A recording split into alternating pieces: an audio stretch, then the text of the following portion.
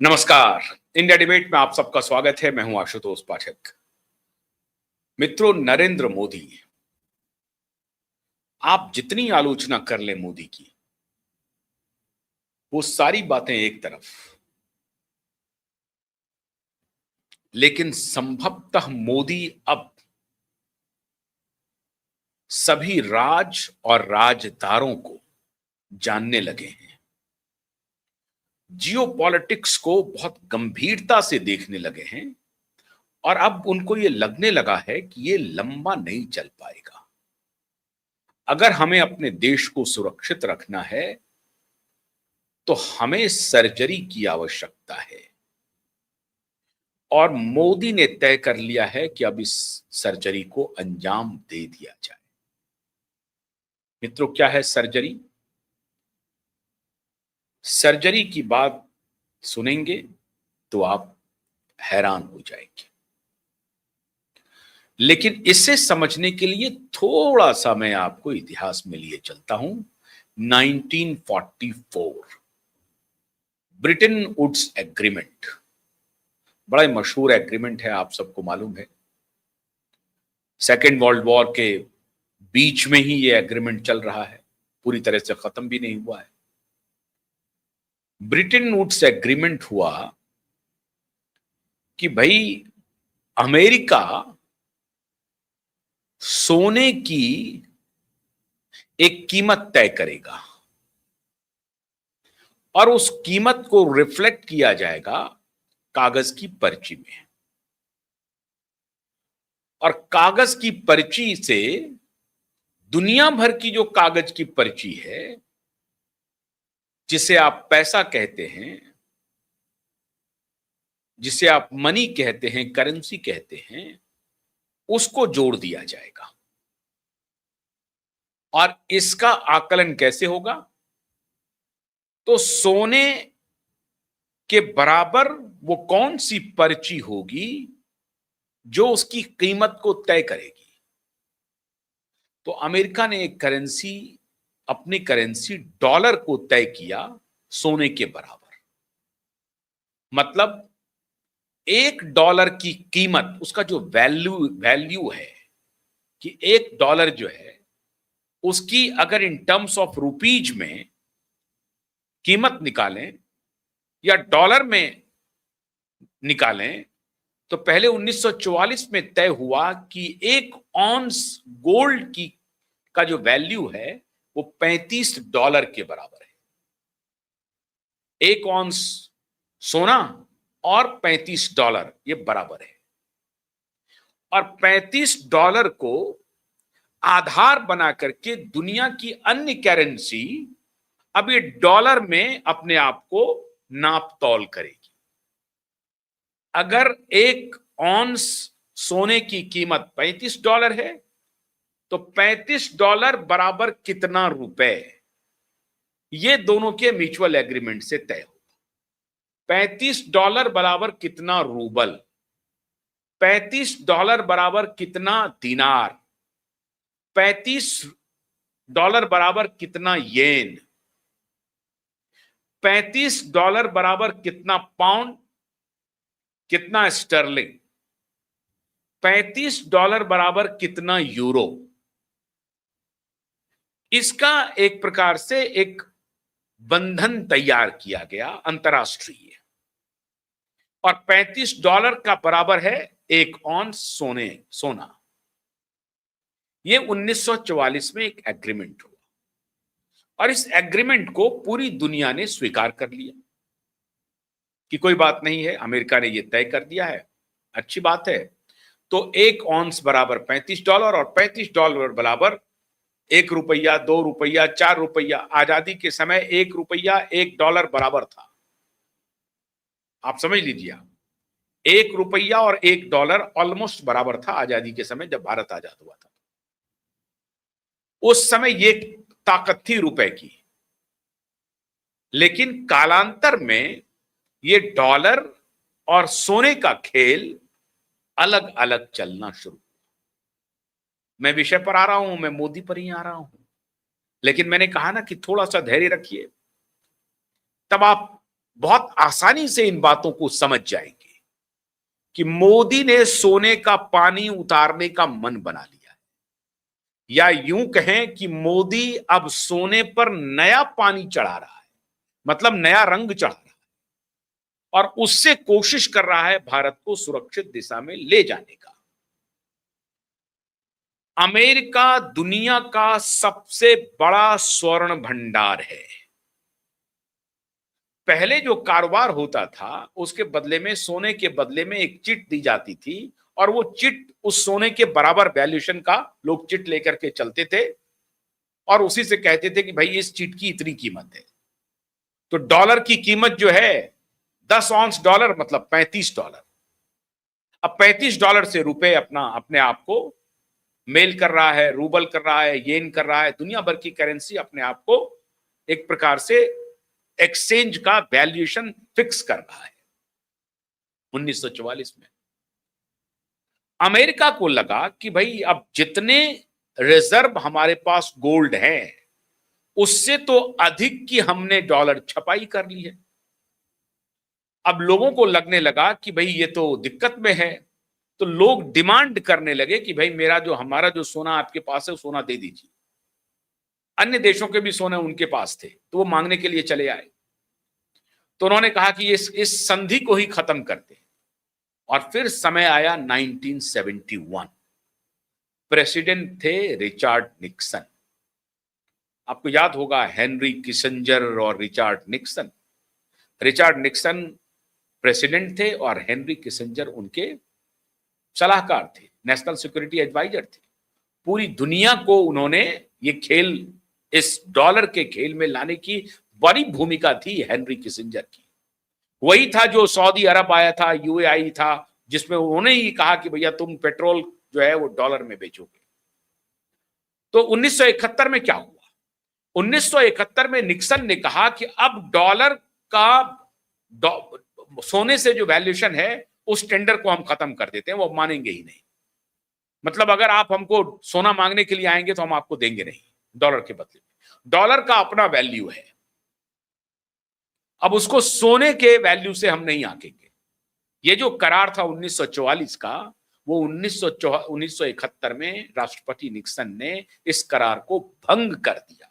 मतलब गुंडागर्दी, जिसको कहते हैं सॉलिड गुंडागर्दी, पूरी दुनिया की चौधरी बन करके उन्होंने कहा कि हम नहीं मानेंगे इसको। ये वही रिपब्लिकन पार्टी के प्रेसिडेंट थे जिस रिपब्लिकन पार्टी के प्रेसिडेंट आजकल डोनाल्ड ट्रंप हैं, और इसलिए वो कह रहे थे मेक अमेरिका ग्रेट अगेन, मागा का उन्होंने नारा दिया था। अब यही रिपब्लिकन पार्टी का ये प्रेसिडेंट, और ये कभी 1951-52 में जो प्रेसिडेंट थे आइजनहावर, उनके साथ इन्होंने काम किया था, काम कर चुके थे राष्ट्रपति निक्सन। अब राष्ट्रपति निक्सन का इंदिरा के साथ बड़ा मशहूर लड़ाई है, सब आप सभी जानते हैं, उसे बताने की जरूरत नहीं है। यही निक्सन थे जो इंदिरा को कहते थे एक बूढ़ी डायन, बिच कह करके पुकारा था। क्यों? क्योंकि ये उनके झांसे में नहीं आई थी।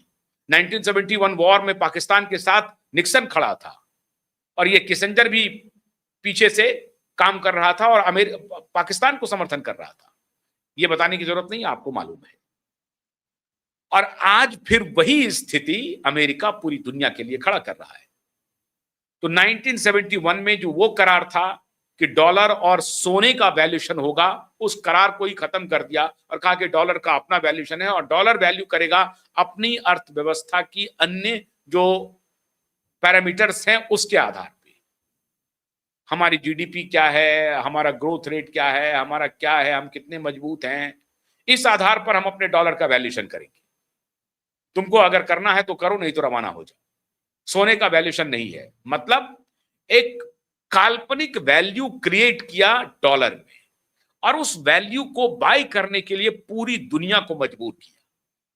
और उसके बाद उनके पास क्या था? डॉलर वो छापता रहा, वैल्यू वो अपना क्रिएट कर रहा है, डॉलर छापता रहा, डॉलर कमी नहीं होने दिया, क्योंकि उसको सोने के वैल्यूएशन से बाहर निकाल लिया। तो अब इन्फ्लेशन और डिफ्लेशन का अलग तरीका हो गया उनका, वो अलग तरीके से इकोनॉमी को नापने का उन्होंने मापदंड बना लिया। सोने से वैल्यूएशन का कोई मतलब नहीं रहा। लेकिन आज भी अमेरिका, और उस वक्त भी और आज भी अमेरिका पूरी दुनिया में सोने का सबसे बड़ा भंडार रखता है। अब देखिए चांदी का वो यूज नहीं है, लोहे का वो यूज नहीं है, कॉपर का वो यूज नहीं है, हीरे का वो यूज नहीं है, लेकिन सोना एक ऐसी धातु है जो वर्षों तक, वैसे चांदी भी रह सकती है, हीरा भी रह सकती है, लेकिन सोना एक ऐसी धातु है इनको आप कैरी कर सकते हैं और वर्षों तक इसकी लॉन्जिविटी होती है, इसलिए सोना का वैल्यूएशन है। जब ये बात मोदी को पता चली कि भाई हमारा जो रुपए है, क्योंकि मोदी जी शासन में आने के पहले हमेशा बोलते थे कि डॉलर के बदले हमारा रुपए कमजोर होता जा रहा है, हमारा रुपए कमजोर हो रहा है, और इनके जमाने में और कमजोर हुआ, क्योंकि जियो इकोनॉमिक जो सिचुएशन है उसकी वजह से ये कमजोर होता रहा है, और मोदी की कोई खास बात नहीं है। लेकिन अब मोदी को इस बात की जानकारी हुई कि ये सोने का खेल क्या है। अब हैरान होंगे मित्रों, भारत सरकार खुद, पूरी दुनिया की सेंट्रल बैंक पिछले दिनों बड़ी तेजी से सोने की खरीदारी किया है। भारत भी पीछे नहीं है। 2024-2025 फाइनेंशियल ईयर में 57 मिलियन टन सोने की खरीदारी जो है, 57 टन खरीदारी किया है भारत सरकार ने, मिलियन नहीं, 57 टन सोने की खरीदारी किया भारत सरकार ने। 2025 से जो सोने की कीमत में जो बढ़ोतरी हुई है उसकी वजह से उनकी रफ्तार, खरीदने की रफ्तार कम है। ये क्यों हो रहा है? और इसके पहले भी मैंने आपको सोने के ऊपर एक विस्तार से वीडियो बताया था, जिसमें मैंने आपको बताया था कि कैसे भारत के बाहर जो भारत का सोना था, बैंक ऑफ इंग्लैंड में, बैंक ऑफ रीसेटलमेंट में, हेग में और स्विट्जरलैंड में और इंग्लैंड में, वहां से भारत सरकार ने 680 टन, टोटल भारत का जो रिजर्व है गोल्ड का एज ऑफ डेट टुडे, अगर आप उसका कहेंगे तो 880.2 है। मान के चलिए कि 890 टन के आसपास का टोटल गोल्ड भंडार है भारत के पास, जिसमें से 680 टन तो बाहर था। वो सारे 680 टन को अब भारत ने अपने कस्टडी में कर लिया था। ये क्यों जरूरी पड़ा? क्योंकि जब यूक्रेन और रसिया का वॉर शुरू हुआ था मित्रों, तो रसिया का जो गोल्ड भंडार कहीं और था उसको उन्होंने सीज कर लिया, और उस वैल्यूएशन का जो डॉलर कहीं था उसको सीज कर लिया अमेरिका ने। तो अब भारत को या पूरी दुनिया को यह लगने लगना कि अगर जियोपॉलिटिक्स में युद्ध जैसे हालात पैदा होते हैं और पूरी दुनिया में युद्ध जैसे हालात बनते हैं, ऐसी परिस्थिति में एक सहारा रहेगा सोने का। तो अपना अपना सोना लो। चाइना भी बड़ी तेजी से सोने की खरीदारी कर रहा है, भारत ने भी सोने की खरीदारी शुरू कर दी। आप हैरान होंगे कि जो टोटल विदेशी मुद्रा भंडार है हमारे यहां, उसमें 16 से 17% गोल्ड का वैल्यूएशन है, और अभी आज के तारीख में 100 बिलियन डॉलर जो वैल्यूएशन है गोल्ड का, वो क्रॉस कर गया है। पहली बार ऐसा हुआ है, इसके पहले ऐसा कभी नहीं हुआ। तो आप मोदी को गाली देते रहिए, लेकिन मोदी काम कर रहे हैं। 100 बिलियन डॉलर का जो वैल्यूएशन है गोल्ड का, वो क्रॉस कर गया है, और 16 से 17% तक का कंट्रीब्यूशन है विदेशी मुद्रा भंडार में सोने के वैल्यूएशन का, और टोटल जो विदेशी मुद्रा भंडार है वो 700 बिलियन डॉलर से अधिक का है। उसमें 16% की भागीदारी अकेले सोने की है। अब इस सोने को हमें बचाकर रखना है, इसलिए मोदी ने पहले कहा था कि आप सोने की खरीदारी मत कीजिए, क्योंकि अंतरराष्ट्रीय स्तर पर अगर हम और सोना खरीदेंगे आपके उपभोग के लिए, प्रदर्शन प्रभाव के लिए, तो हमारा डॉलर रिलीज होगा हमारे विदेशी मुद्रा भंडार से। वो करने की आवश्यकता नहीं है। क्यों? क्योंकि अगर विपरीत परिस्थिति आएगी तो ये तो हम नहीं कह सकते हैं आज गवर्नमेंट कि जिनके जिनके पास सोना है वो सब हमारे पास दे दीजिए, और उसके बाद हम डिनोमिनेटर तैयार करेंगे पैसे का और फिर हम आगे बढ़ेंगे। ऐसा तो कह नहीं सकते। आप देंगे भी नहीं, सरकार मांगेगी तब भी नहीं देंगे। हो सकता है दे भी दें, लेकिन फिर आप सरकार पर भ्रम होगा, आशंका पैदा होगी। तो सरकार ने मिडवे एक रास्ता निकाला कि नॉर्मल कंजम्पशन के लिए जो हमारे लोग सोने खरीद रहे हैं और उसके लिए जो हमें निर्यात करने पड़ रहे हैं, आयात करने पड़ रहे हैं सोने, और उसके लिए जो हमें डॉलर खर्च करना पड़ रहा है, उस पर तत्काल प्रतिबंध लगा दें, रोक लगा दें। क्योंकि वो लोग जो सटोरिया चाह रहे हैं कि भारत ज्यादा से ज्यादा सोना इंपोर्ट करे पब्लिक कंजम्पशन के लिए, अपने रिजर्व बनाने के लिए नहीं। अगर हम अपने सोने का भंडारण करते हैं, सरकार सोने का भंडारण करती है, तो हमारा जो फॉरेन रिजर्व रेशियो है वो बढ़ता है, और जैसे ही हमारा फॉरेन रिजर्व रेशियो बढ़ता है तो हम एक शक्ति के रूप में पूरी दुनिया के सामने आते हैं। हमारी जो बार्गेन कैपेसिटी है पूरी दुनिया से, व्यापारिक बार्गेन की कैपेसिटी वो बढ़ जाती है। क्यों भाई, हमारे पास पैसे हैं जी, हमारे पास सोने हैं जी, इस तरह से हम बार्गेन करते हैं। हमारे पास कुछ नहीं, हम कंगाल हैं। एक दौर वो भी आया था 91 में, जब हम सोना गिरवी रख करके आए थे इंग्लैंड, उससे कुछ पैसे लेने के लिए। आज ये दौर है, जिनको नहीं दिखाई पड़ रहा है वो आंख खोल करके देखें कि भारत अपना स्वर्ण भंडार बढ़ा रहा है, भारत अपना विदेशी मुद्रा भंडार बढ़ा रहा है। तब बढ़ा रहा है जब भारत 100 रुपए से अधिक पर तेल बेच रहा है, पेट्रोल और डीजल की कीमत नीचे नहीं आ रही है, तब भी भारत का विदेशी मुद्रा भंडार नीचे नहीं जा रहा है, विदेशी मुद्रा भंडार ऊपर जा रहा है।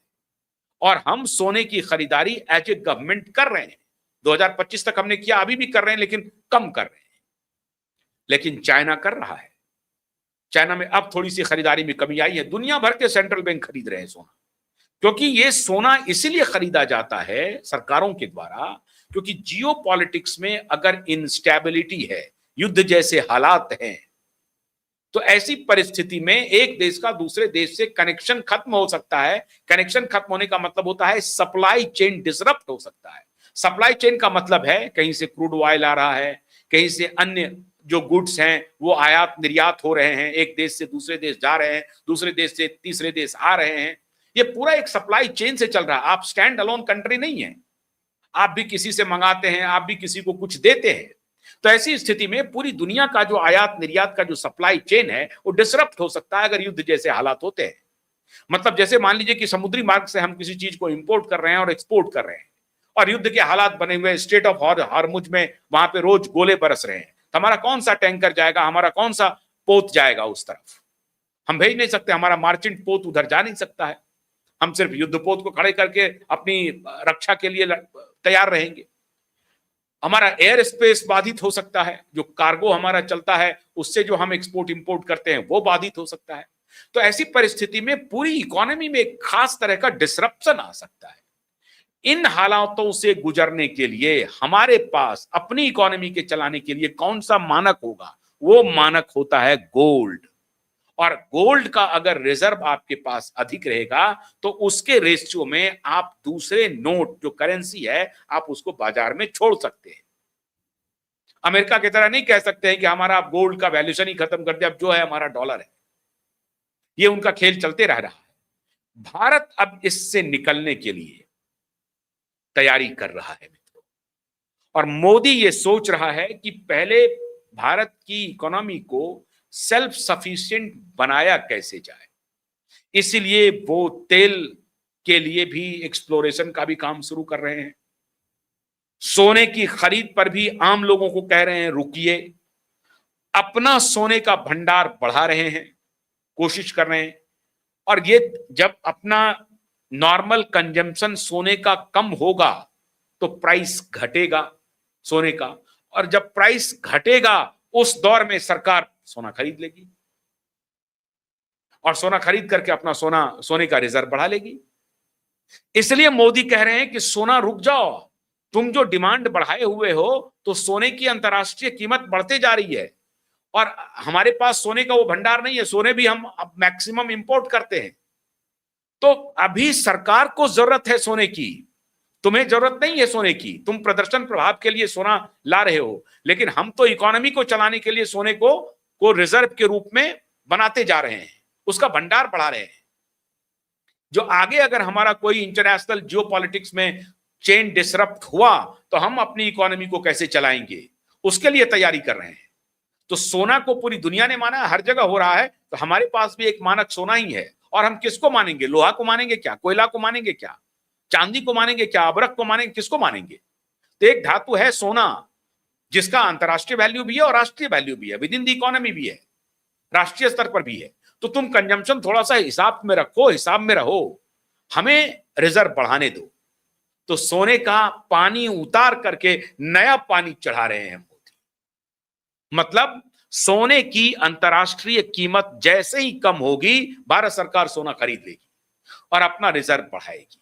जैसे चाइना अपना रिजर्व बढ़ा रहा है, जैसे अमेरिका के पास सबसे बड़ा रिजर्व है, जैसे यूरोपियन कंट्रीज के पास रिजर्व है, ब्रिटेन के पास बड़ा रिजर्व है, वो तो लुटेरा ही देश है। अब जब सरकार इस बात को समझ रही है, ऐसी परिस्थिति में जो इंटरनल, इसीलिए कहते हैं कि इंटरनल कॉन्फ्लिक्ट्स हो, हंगामा, झगड़ा, बलबा, आगजनी, ये उस पर जो आप अपनी एनर्जी बर्बाद कर रहे हैं, आप सरकार को कहिए कि आप सरकार अपनी इकोनॉमी को दुरुस्त करने के लिए क्या क्या कदम उठा रही है, ये जनता को बताए, ये जनता को समझाए।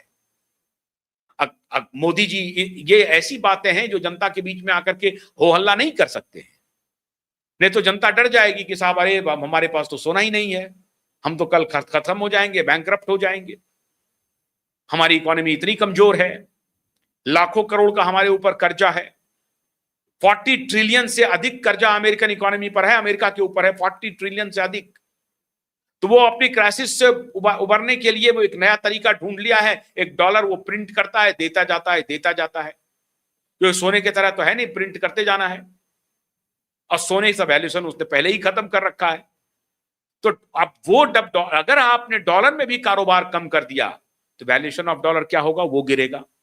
इसीलिए एक सोने का कंजम्पशन आप अगर कम कर दें और सरकार अपना रिजर्व बढ़ाने लगे, तो एक सोने से डॉलर भी पजामे में आ जाएगा। क्योंकि अगर हमने डॉलर में ज्यादा चीजों का निर्यात नहीं किया, खरीदा नहीं, आयात नहीं किया, तो ऐसी परिस्थिति में डॉलर का वैल्यूएशन भी नीचे जाएगा और फिर रुपए ऊपर जाएगा। इस तंत्र को जब मोदी समझ रहे हैं तो मोदी अब नया दांव खेल रहे हैं, और इसलिए मोदी आपको कह रहे हैं कि आप ये सोना पर्सनल कंजम्पशन के लिए खरीदारी कुछ दिन बंद कर दीजिए, हमें अपना रिजर्व बढ़ाने दीजिए, प्राइस अगर घटेगा हम सोना खरीद लेंगे और फिर हम ही आपको सोना देंगे। आप चिंता क्यों कर रहे हैं? अगर हमारी कंफर्टेबल हमारी पोजीशन हुई तो हम अपने रिजर्व से सोना निकालेंगे, देखेंगे, हमारे ही घर में रहेगा ना, कोई पर्सनल कंजम्पशन के लिए भी। लेकिन हम सोना अभी खरीदेंगे, इसके लिए आप डिमांड को कंट्रोल कीजिए।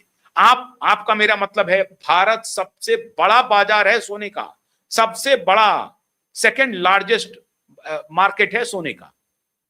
प्रोडक्शन सोने का है नहीं, लेकिन मार्केट हम सबसे बड़े बने हुए हैं, कंजम्पशन हमारा खूब है, हम आयात खूब करते हैं सोना, और भी पर्सनल कंजम्पशन के लिए। तो सरकार ने कहा कि रुको भाई, थोड़े दिन तक प्राइस को थोड़ा नीचे आने दो, हम खरीदेंगे, हम ही को खरीदने दो। तो सोने का रिजर्व बनाने के लिए मोदी ने नया पानी चढ़ाना शुरू कर दिया है सोने पर, और इसलिए पूरी दुनिया में हलकान मचा है। भारत का 140 करोड़ भारत के लिए बोझ नहीं है, भारत का बोनांजा हो सकता है, और मोदी इस बात को समझते हैं। इसलिए थोड़ा भरोसा रखिए अपने मोदी के ऊपर भी। बहुत बहुत शुक्रिया, नमस्कार।